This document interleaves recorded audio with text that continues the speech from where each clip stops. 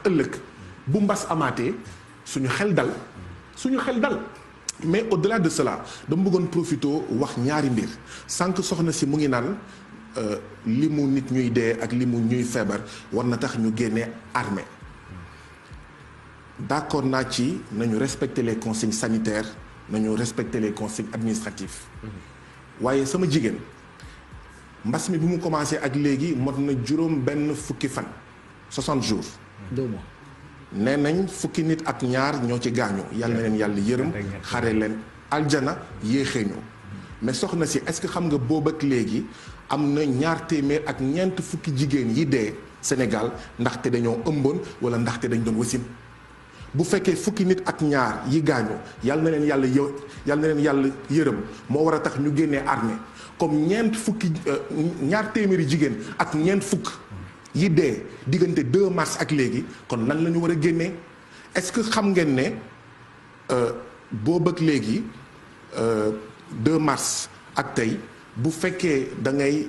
calculer ñaata xale de moins de 5 ans yi dee bés bu nekk 60 enfants de moins de 5 ans ça fait 6 fois 6 36 maanaam 3600 maanaam ñetti junni ak juróom-benn téeméer xale de moins de 5 ans ñoo dee du 2 mars à tey parce que dañoo sibiru parce que dañoo seen biir dafa daw bu fekkee fukki nit ak ñaar ak suñu tiitaange ci loolu moo tax ñu war a mobiliser armée kon loolu nga xam ne en temps normal ba tey jii nii sax ñu fàtte leen ndax mbas mi kon loolu lan la ñu war a génnee et ça m'amène à poser un autre débat nous ne devons pas accepter de céder ou de tomber dans le marketing de la peur am na ñoo xam ne dañu bëgg a tiital ci mbas mi tiitaange boo xam ne y a rien qui le justifie rien dama ne 4 femmes yuy dee bés bu nekk d'une grossesse ou des suites d'une grossesse multiplié par 60 jours ça fait 4 fois 6 24 240 femmes lan moo ñu war a tiital 12 personnes mortes yal na leen yàlla yërëm wala 240 femmes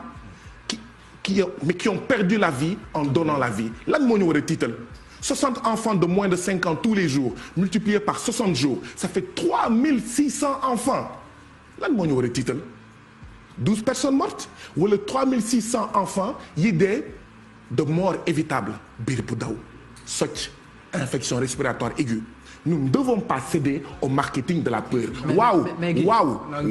je termine waaw feebar bi dañ ko war a jël au sérieux feebar bi nañu respecter couvre-feu moo tax man ma ñëw dugg fii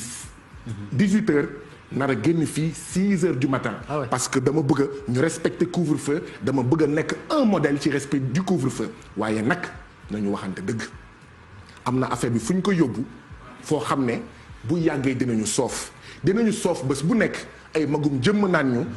ñu téeméeri nit am nañ jàngoro bi une fois par semaine ñu ne ñu kenn nit ñàkk na bakkanam te fekk ne dëgg la am na nit yuy dee y a des gens qui meurent du Covid-19 et il y a des gens qui meurent pendant le Covid-19 ñoo xam ne seen lim moo gën a takku téeméeri junni yoon jàngoro ji ñuy wooyee mbas te kenn musu leen faale te kenn faalewu leen xam ngeen ndax lan parce que ñoom ñii ñu jiite seen doom du dee ndax biir bu daw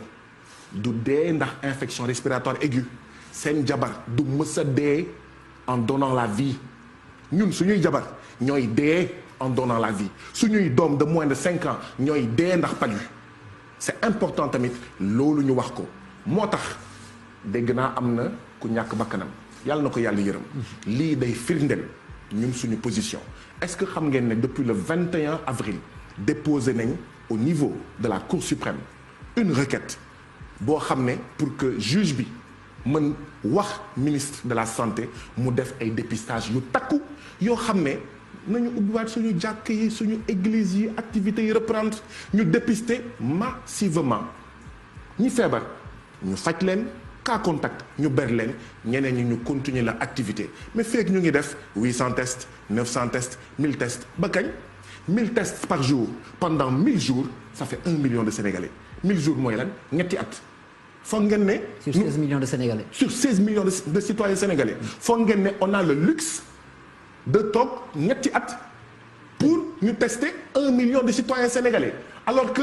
président Macky Sall mën na tas HCCT mën na tas conseil économique social et environnemental jël xaalis boobu fayee ko ay test comme nu mu ko defee woon 2012 tas Sénat ngir jël xaalis bi dugal ko ci en fait.